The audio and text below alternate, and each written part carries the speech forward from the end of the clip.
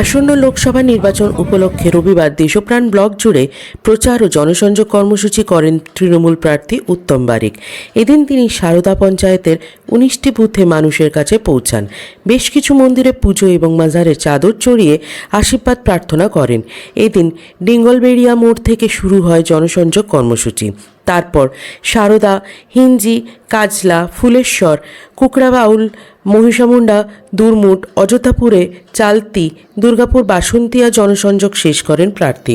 সঙ্গে উপস্থিত ছিলেন সারদা গ্রাম পঞ্চায়েতের প্রধান ভবানী কর, উপপ্রধান সমীর পাণ্ডব, আকবর আলী খান, রাজেশ মাইতি, তপন সাউ, শেখ মাজিদ, যাদব কামিলা, হেদার আলী, মুস্তফা আলী খান, দীপ্তি দাস, মনোরঞ্জন গিরি এবং সারদা অঞ্চল যুব সভাপতি সৌরভ কর, বিশিষ্ট সমাজসেবী আব্দুল হামিদ খান, শেখ ইব্রাহিম আলী, অঞ্জন দেব, প্রণয় পাল, শঙ্কর পাল, শেখ সাবির আলী, সাধন পাহাড়ি, প্রণব জানা, রাকেশ বিশুই, পাপাই কর প্রমুখ। প্রার্থী সকলের কাছে ভোট প্রার্থনা করেন। উন্নয়নের ধারা বজায় রাখতে তৃণমূলকে ভোট দেওয়ার আহ্বান জানান। প্রার্থী এদিন বাসন্তিয়া, শ্যামচক, দক্ষিণ এরিয়া, রসুলপুর প্রভৃতি স্থানেও সভা করেন। তিনি বলেন, মমতা ব্যানার্জি সরকারের জনমুখী প্রকল্পগুলির সুবিধা আগামী দিনে পেতেও পরিকাঠামো উন্নয়ন করতে চাইলে তৃণমূল কংগ্রেস প্রার্থীকে জেতাতে হবে। তিনি বিজেপির বিরুদ্ধে নানা অভিযোগ তুলে সোচ্চার হন। বিজেপি রাজ্য সম্প্রীতি নষ্ট করেছে ও উন্নয়নে বাধা সৃষ্টি করেছে বলে অভিযোগ করেন।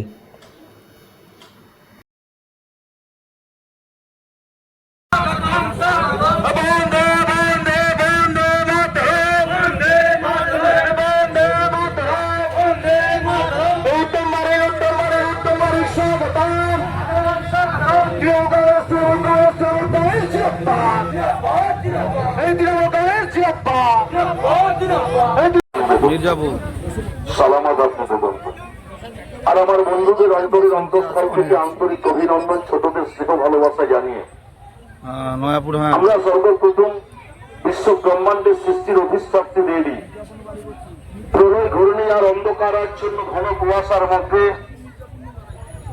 কালো রূপ নিয়ে যে দেবী বিশ্ব ব্রহ্মাণ্ডের সৃষ্টির ইতিহাসকে সূচিত করেছিলেন, সেই মা কালীর চরণে মাথা নত করে ভক্তিপূর্ণ শ্রদ্ধা নিবেদন করেছে। আবার পীর বাবার মাজারে মাথা নত করে ভক্তিপূর্ণ শ্রদ্ধা প্রণাম নিবেদন করে নানা ভাষা, নানা মত, নানা পরিধান, দেবীদের মাঝে দেখো আমার প্রিয় মাতৃভূমি বঙ্গ জননী জনমহান। কেন বাংলা মহান? হিন্দু, মুসলমান, বৌদ্ধ, জৈন, শিখ, খ্রিস্টান অটুট ভাতৃত্ব বন্ধনে লক্ষ্যে বাংলার 10.5 কোটি মানুষ ঐক্যবদ্ধ ভাবে লড়াই সংগ্রামের ডাক দিয়েছেন নবদত্ত বাংলার জনতা। দিল্লি যাবে মমতা, দিল্লির দরবারে মমতা বন্দ্যোপাধ্যায়কে নির্ণায়ক শক্তি হিসাবে নতুন ভারতের দিশা দেখাতে আগামী 25 তারিখ সকাল সকাল সকলের কাছে আবেদন রাখবো। নগর, তারপরে বসন্তিয়া রাস, বসন্তিয়া মক্তব, অনেকগুলো কর্মসূচি বাকি রয়েছে, সকলেই ব্যস্ত হচ্ছে।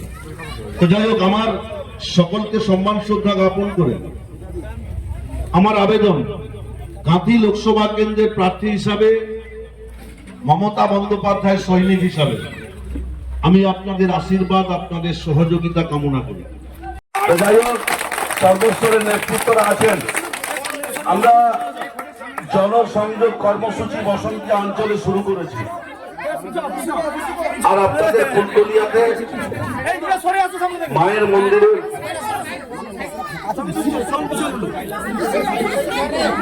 মায়ের মন্দিরে এসে পৌঁছেছি।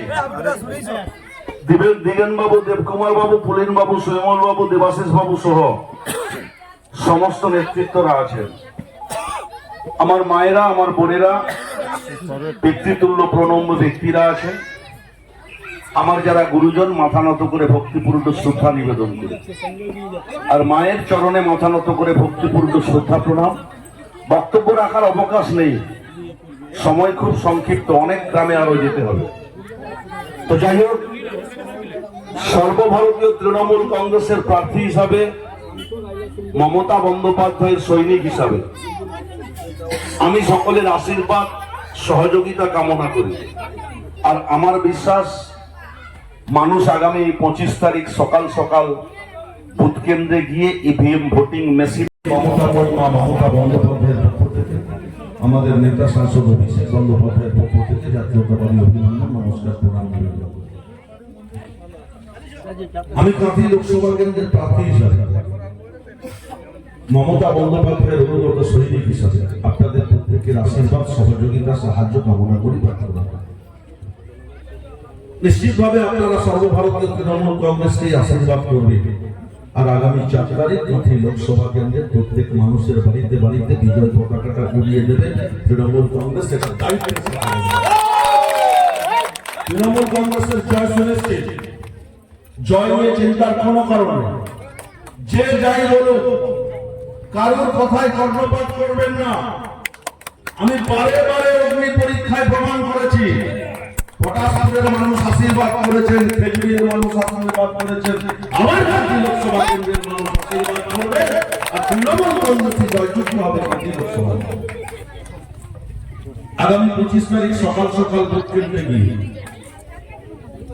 বাংলার ঘরে ঘরে যে